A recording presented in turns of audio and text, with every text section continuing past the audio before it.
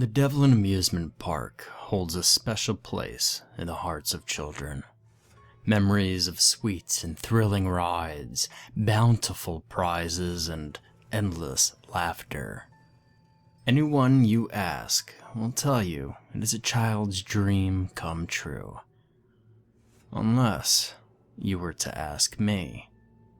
For me, it was a nightmare beyond imagination. I was 10 years old when my family decided to visit the talk of the town, the Devlin Amusement Park. Upon our arrival, as we stepped through the gates, the sights, sounds, and even the smells all overwhelmed my senses. Flashing lights of every color, music blasting from all directions, and the scent of greasy food all made my ability to form thought impossible.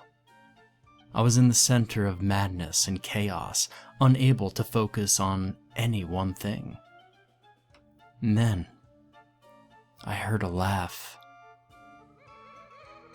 A laugh, unlike all the others. One that still haunts me to this very day. Turning, I saw the source of my newly found terror. And his name was Chester the Clown. It was not just the cackle that filled me with dread. It was his face. That pale skin, lit only by the amusement park lights, gave him the look of a corpse come back to life. So completely covered in paint, it hid all that identified him as human. To me, he was a predator, attracting the weak and the innocent with his colorful attire and friendly visage. Catching my eye through the crowd, he waved to me. I hid behind my mother from this ungodly creature and told her that a monster was trying to get me. When she saw to what I was referring to, she merely laughed and waved to Chester, telling me he was just a funny clown.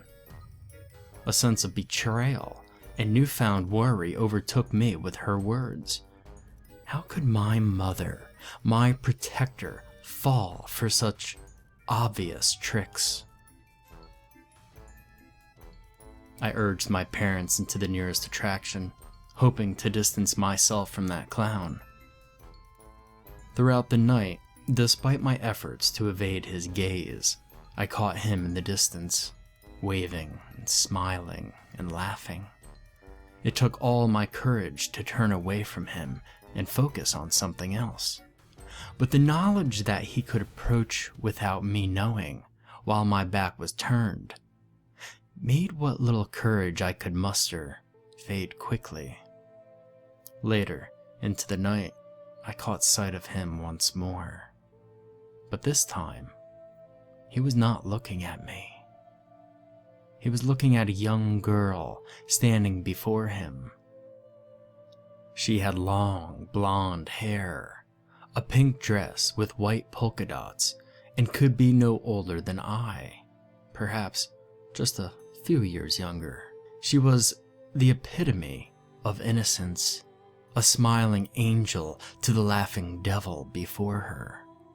How could she have known of his malevolent intentions, when even my own parents were fooled?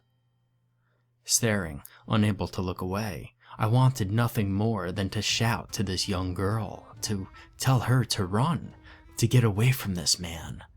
But she would have never heard me over the cacophony of the park. My worst fears came true before my eyes as Chester placed his hand on the young girl's back and led her into a red and white striped tent behind him. Panic ensued. What would I do? This girl was walking into a trap, and no one knew but me. As I pondered what was the best action to take, a sound pierced my ears. A scream. The park was full of laughter and screams, but this one stood out to me. It was not made from some child's thrill, but of a horrifying realization. I tried to tell my parents of the danger this little girl was now in, but their minds were occupied by a man swallowing swords before them. They paid me no mind. I'm not sure what came over me that night, where my fear had gone to, but it was suddenly replaced by duty. A duty to save this innocent girl from this demon. I took off into a run towards the red and white striped tent as fast as I could. No one took notice of a lone child running through the crowd. I was merely another enthusiastic kid to them, racing off to another tantalizing game or treat. I came to a halt at the entrance of the tent to catch my breath and gather my thoughts.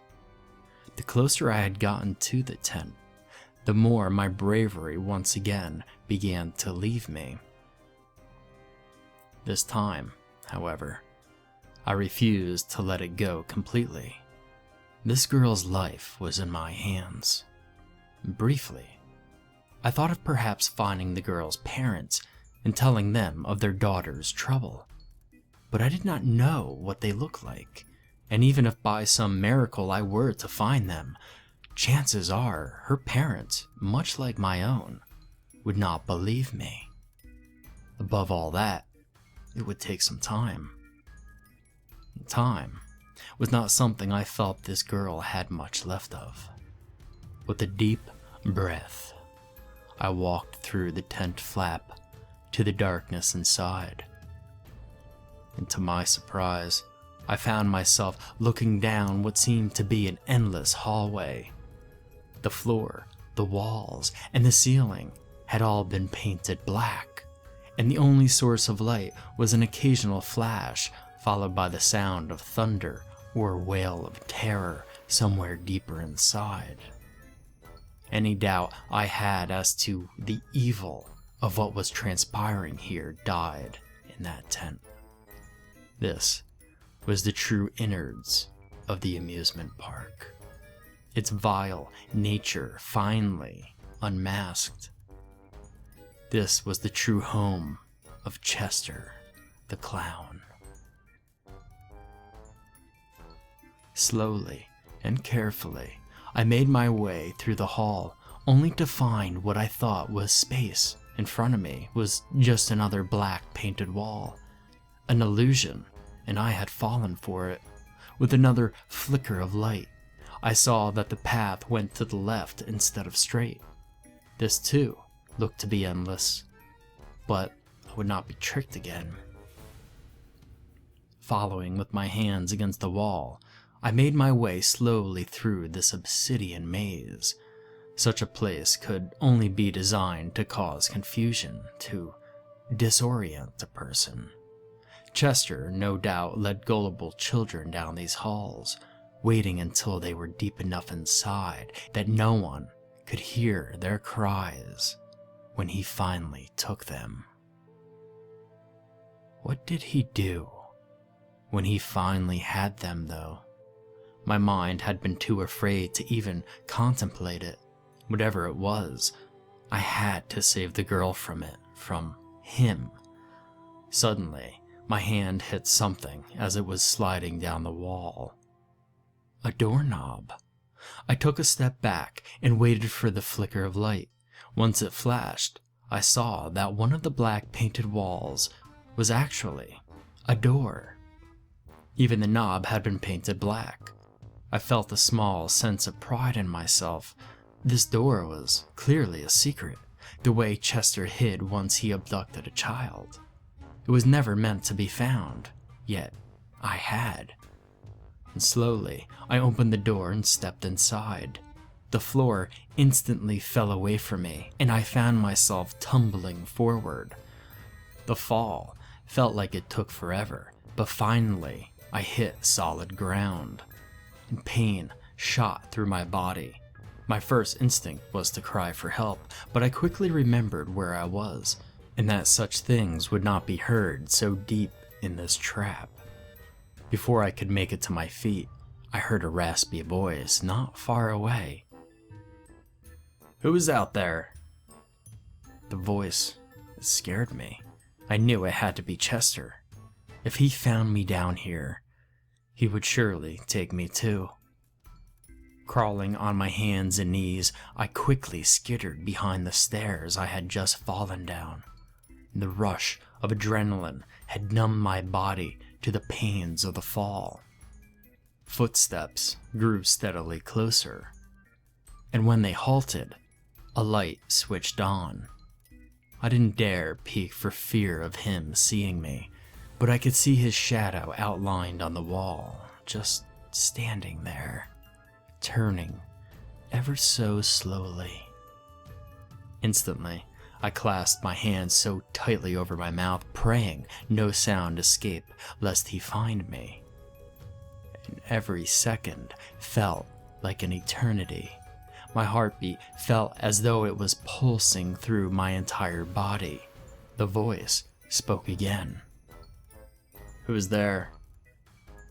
Just when I thought I had been found, the footsteps went back the way they came, and I heard the door shut.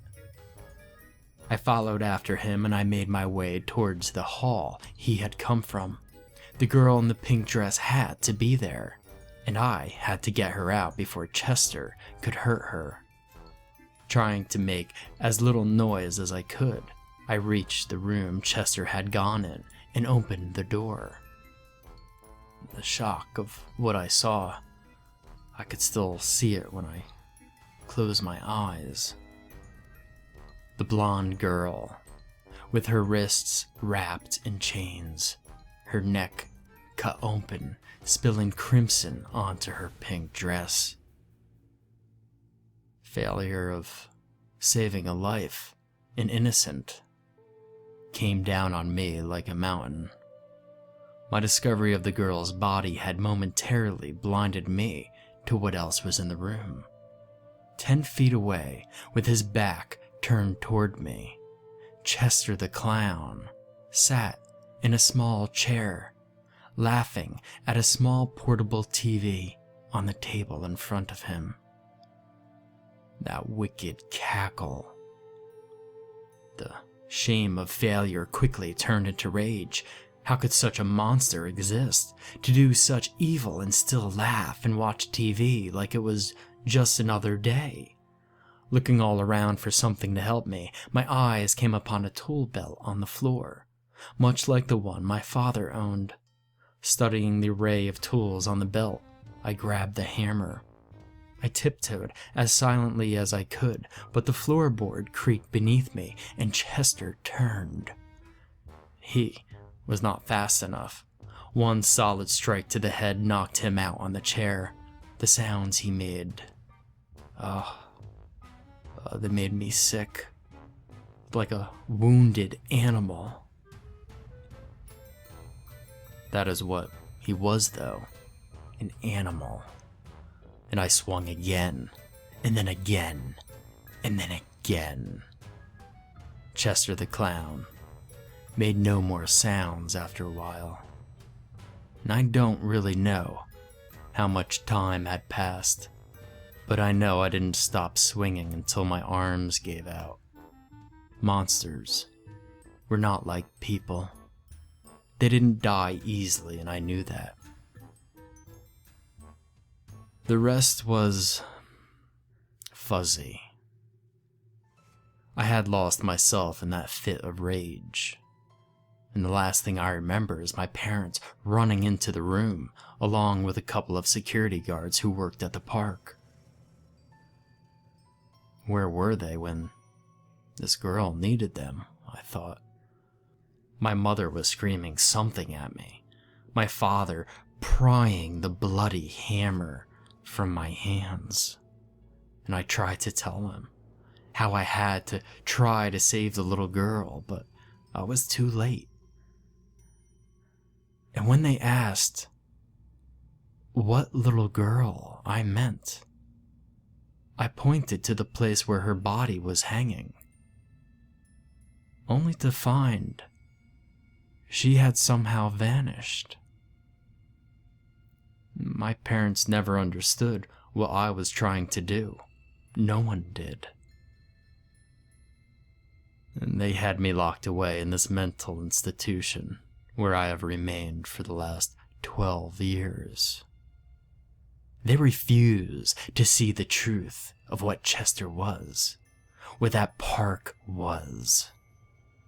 And whenever I start to believe their lies, however, the girl in the pink dress visits me. She tells me that she did escape, and that I did save her. I'm a hero.